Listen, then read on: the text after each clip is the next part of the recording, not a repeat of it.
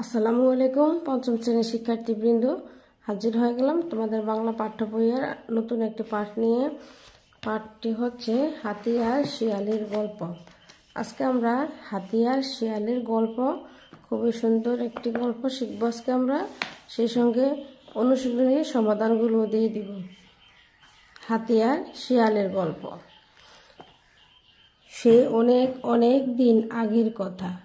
চারদিকে তখন কি সুন্দর সবুজ বন, ঝোপঝাড় আর দিগন্তে ঝুঁকে পড়া নীল আকাশের ছোঁয়া। মানুষ ও প্রাণীরা ছিল খুব শান্তিতে। মানুষ তখন একটু একটু করে সভ্য হচ্ছে, কি করে সবার সাথে মিলেমিশে থাকা যায় শিখছে সেই সব কায়দা কানুন। ওদিকে বনে বনে তখন পশুদের রাজত্ব, হাজার রকমের প্রাণী, অসংখ্য পাখালি। বেশ শান্তিতে কাটছিল বনের পাখি আর প্রাণীদের দিনগুলো। কিন্তু একদিন হলো কি, তাড়া খেয়ে মস্ত একটা হাতি ওই বনে ঢুকে পড়ল। হাতিটার সে কি বিশাল শরীর, পাগুলো বট পাকুর গাছের মতো মোটা, সুর এতটাই লম্বা যে আকাশের গায়ে গিয়ে বুঝি ঠেকবে। তার গায়ে অসীম জোর। এই শরীর আর শক্তি নিয়েই তার যত অহংকার। তাছাড়া মেজাজটাও দারুণ তিরিক্ষি।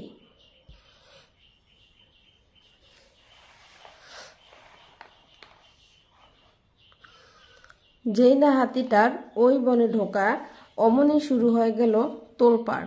নতুন অতিথি এসেছে, সবাই স্বাগত জানাবার জন্য প্রস্তুত হচ্ছে। কিন্তু দুষ্ট হাতিটার তখন সে কি তুলকালাম কাণ্ড। খুব জোরে গলা ফাটিয়ে দিল প্রচণ্ড একটা হুঙ্কার। থরথর করে কেঁপে উঠল সমস্ত বন। গাছে গাছে নিশ্চিন্তে বসেছিল পাখিগুলো। তারা ভয়ে ডানা ঝাপটাতে শুরু করলো। মাটির তলায় লুকিয়েছিল যে ইঁদুর, গোবরে পোকার দল, তারাও বুঝতে চাইল কি এমন ঘটল যে এমন করে কেঁপে উঠল পৃথিবী। হাতিটা এমন ভাব করতে শুরু করলো সে বুঝি বনের রাজা, গুরু গম্ভীর, ভারিক্কি চালের কেশর দোলানো প্রবল শক্তিধর সিংহ। সেও হাতিটার কাছে আসতে ভয় পায়। হালুম বাঘ মামা সেও হাতিটার ধারে কাছে ঘেঁষতেও চায় না। বনে সবাই ভয়ে তটস্থ, শঙ্কিত, কখন জানি কি হয়। একবার হাতিটা নিরীহ একটা হরিণকে সুরে জড়িয়ে ছুঁড়ে ফেলে দিল দূরে। আরেকবার ছোট্ট একটা খরগোশকে পায়ের তলায় পিষে মেরে ফেলল। সেই থেকে বনের কোনো প্রাণী হাতিটা ছায়াও মারাতো না। দিনে দিনে হাতিটা হয়ে উঠল আরও অহংকারী। এ নিয়ে বনের কারো মনে শান্তি নেই। কিন্তু এভাবে কি দিন যায়? এক সন্ধ্যায় বনের সব প্রাণী এসে জড়ো হলো সিংহের গুহায়। এর একটা বিহিত চাই।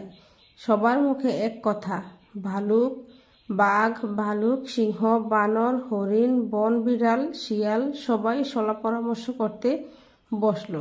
শেষে সবাই মিলে শিয়ালের উপরই ভার দিল হাতিকে সামলানোর।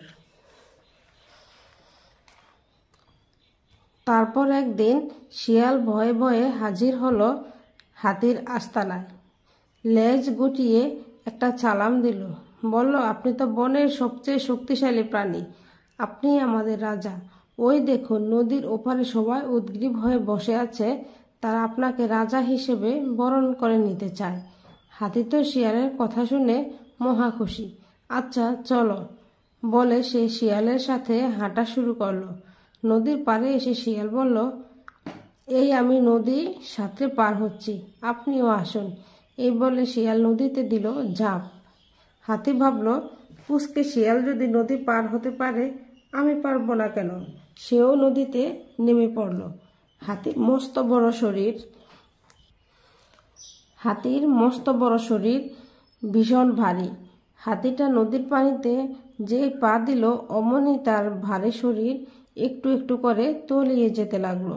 তলিয়ে যেতে যেতে হাতি বলল, শিয়াল ভাইয়া, আমাকে বাঁচাও।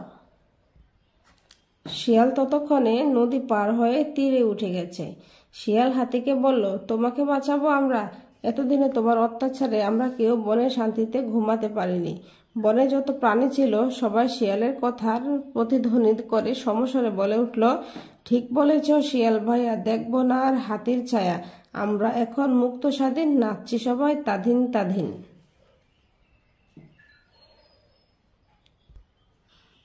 অনুশীলনীমূলক কাজ। শব্দগুলো পাঠ থেকে খুঁজে বের করি এবং অর্থ বলি।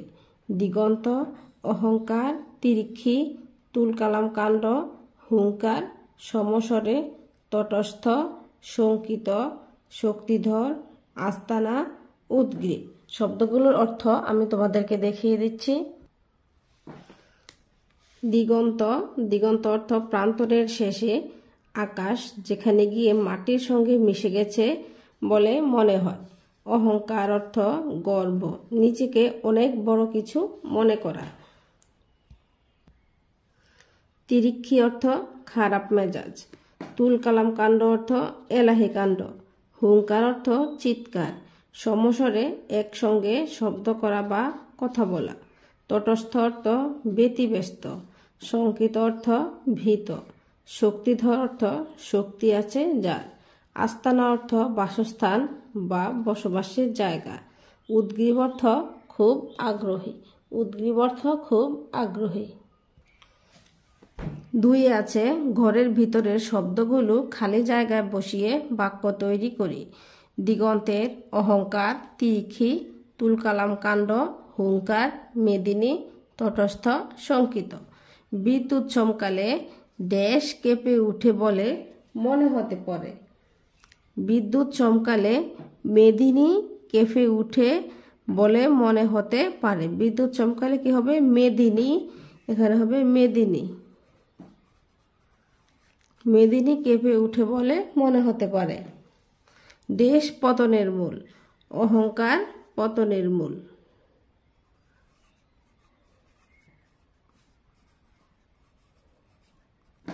অহংকার পতনের মূল। কি হয়েছে? এত দেশ হয়ে আছো কেন? কি হয়েছে? এত শঙ্কিত হয়ে আছো কেন? এখানে হবে শঙ্কিত। বনের সিংহ ড্যাশ দিলে মানুষের মনে ভয় জাগে। বনের সিংহ হুঙ্কার দিলে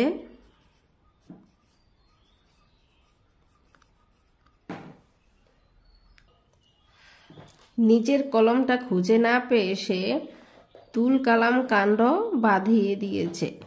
তুলকালাম কাণ্ড বাঁধিয়ে দিয়েছে।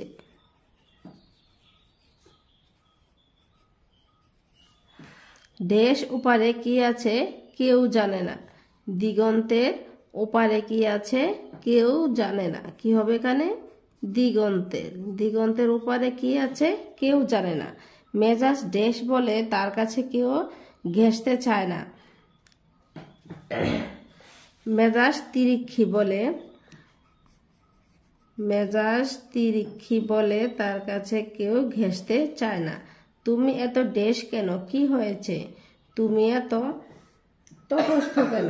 তুমি এত তটস্থ কেন? কি হয়েছে তোমার? 3 আছে, প্রশ্নগুলোর উত্তর বলি ও লিখি। প্রবল শক্তিধর কাকে বলা হয়েছে? বনের পশুদের উপর অশান্তি নেমে আসার কারণ কি? গল্পে মুক্ত স্বাধীন বলতে কি বোঝানো হয়েছে?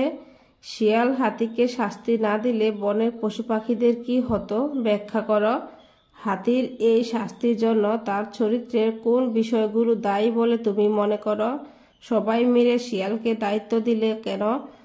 শিয়াল কিভাবে বনের পশু পাখিকে রক্ষা করলো? অহংকারী ও অত্যাচারীর পরিণাম শেষ পর্যন্ত কি হয়?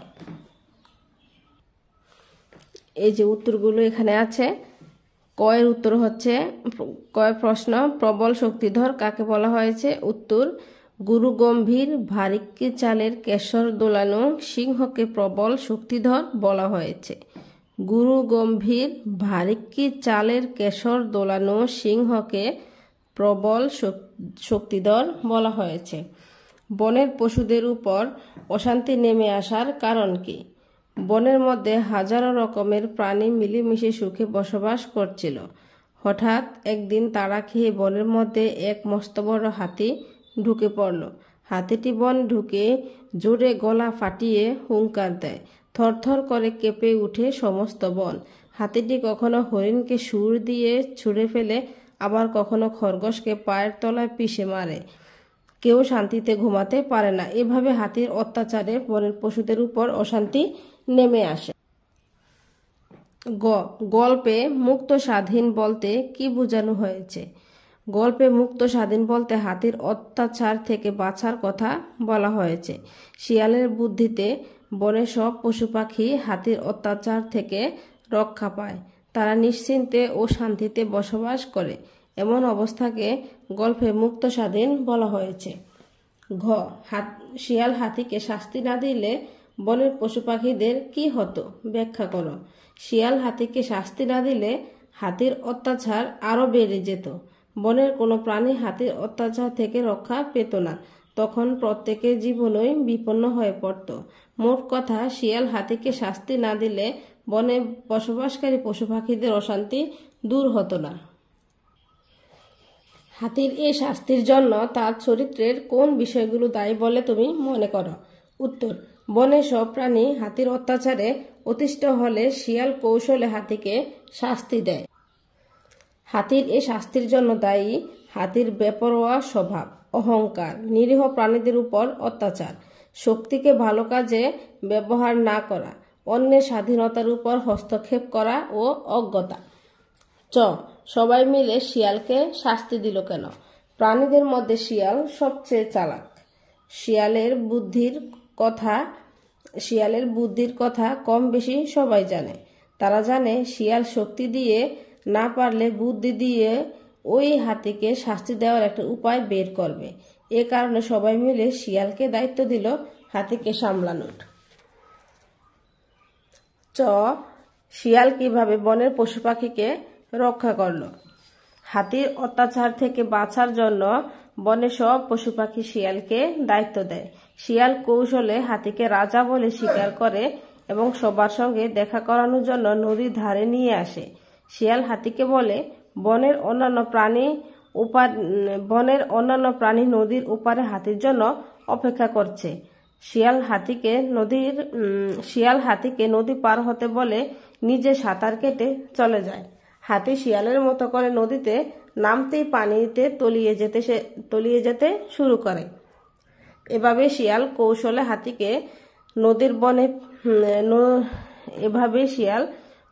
হাতিকে নদীতে ফেলে বনের পশু পাখিদের রক্ষা করে। অহংকারী ও অত্যাচারী পরিণাম শেষ পর্যন্ত কি হয়? অহংকারী ও অত্যাচারী পরিণাম শেষ পর্যন্ত অত্যন্ত ভয়ঙ্কর হয়। মৃত্যু বা ধ্বংসই এর শেষ পরিণাম। কারণ অহংকার পতনের মূল। তাই দুষ্ট হাতিটিও শেষ পর্যন্ত পানিতে ডুবে মারা যায়। বিপরীত শব্দ জেনে নিই। খালি জায়গায় ঠিক শব্দ বসিয়ে বাক্য তৈরি করি। সুন্দর বিপরীত শব্দ হচ্ছে কুৎসিত। অহংকারের বিপরীত শব্দ বিনয়। ভয়ের বিপরীত শব্দ সাহস। স্বাধীনের বিপরীত শব্দ পরাধীন। আমরা দেশের অধিবাসী। আমরা স্বাধীন দেশের অধিবাসী। দেশ পতনের মূল। অহংকার পতনের মূল। এখানে অহংকার হবে। অহংকার পতনের মূল। চেহারা নয়, আসল দেশ হলো মানুষের মন। চেহারা নয়,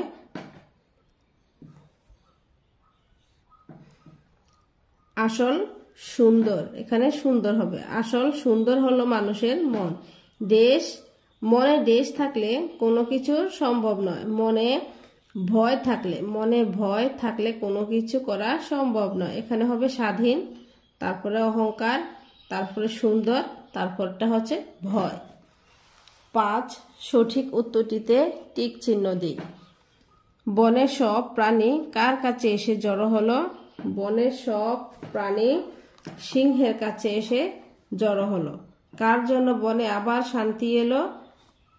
শিয়ালের জন্য। কার জন্য বনে আবার শান্তি এলো? শিয়ালের জন্য। হাতির অত্যাচার থেকে বাঁচার জন্য শিয়ালকে কেন দায়িত্ব দেওয়া হলো? শিয়াল খুব বুদ্ধিমান। শিয়াল বুদ্ধিমান, সেজন্য শিয়ালকে দায়িত্ব দেওয়া হলো। হাতির করুণ পরিণতির জন্য দায়ী কোনটি? হাতির অহংকার। হাতিকে বাঁচানোর জন্য কেউ এগিয়ে এলো না কেন? হাতির অত্যাচারের জন্য। হাতির অত্যাচারের জন্য কেউ হাতিকে বাঁচাতে এগিয়ে এলো না। বিপরীত শব্দ লিখি এবং তা দিয়ে একটি করে বাক্য লিখি। শান্তি। শান্তির বিপরীত শব্দ হচ্ছে অশান্তি। অসৎ প্রতিবেশীর কারণে তার অশান্তি লেগেই আছে। শান্তির বিপরীত শব্দ হচ্ছে অশান্তি। অসৎ প্রতিবেশীর কারণে তার অশান্তি লেগেই আছে। সভ্য। সভ্য এর বিপরীত শব্দ হচ্ছে অসভ্য। অসভ্য দিয়ে একটি বাক্য রচনা হচ্ছে অসভ্য মানুষকে সকলে ঘৃণা করে। অসভ্য মানুষকে সকলে ঘৃণা করে।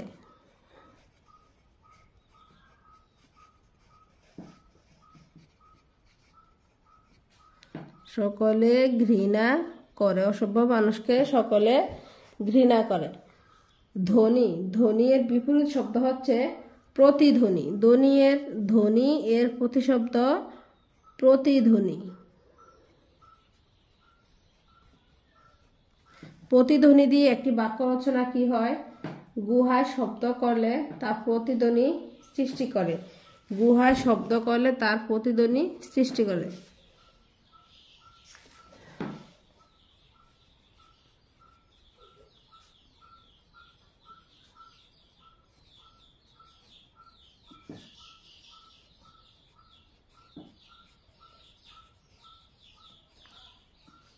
তা প্রতিধ্বনি সৃষ্টি করে। শক্তিশালী। শক্তিশালী এর বিপরীত শব্দ হচ্ছে দুর্বল। শক্তিশালী বিপরীত শব্দ দুর্বল। ছেলেটি অঙ্কে বেশ দুর্বল।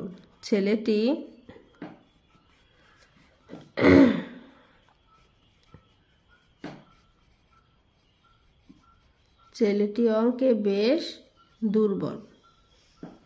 তোমরা অন্য বাক্য দিতে পারো, কোনো সমস্যা নেই। সাথে আছে নিচের শব্দগুলোর কোন পদ লিখি। দুষ্টু। দুষ্টু হচ্ছে বিশেষণ। হাতি বিশেষ্য। হাতি বিশেষণ। দুষ্টু বিশেষণ, হাতি বিশেষ্য। বুদ্ধিমান বিশেষণ।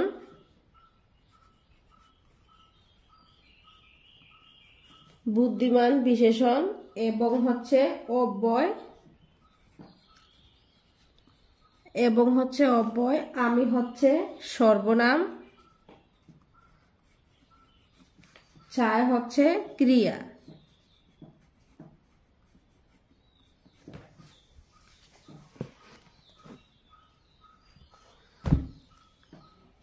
হাতি বিশেষ্য, বুদ্ধিমান বিশেষণ এবং অব্যয়, আমি সর্বনাম, চায় ক্রিয়া। 8 বলছে যে কোনো একটা প্রাণী সম্পর্কে বলি এবং 5টি বাক্যের একটি অনুচ্ছেদ রচনা করি। এই যে দেখো, বাঘ। বনে বসবাসকারী বিভিন্ন প্রাণীর মধ্যে বাঘ অন্যতম। বাঘ অন্য প্রাণীর মাংস খেয়ে বেঁচে থাকে। বাংলাদেশের সুন্দরবনে বাঘ দেখতে পাওয়া যায় এবং এর নাম রয়্যাল বেঙ্গল টাইগার। এ বাঘ আমাদের জাতীয় পশু।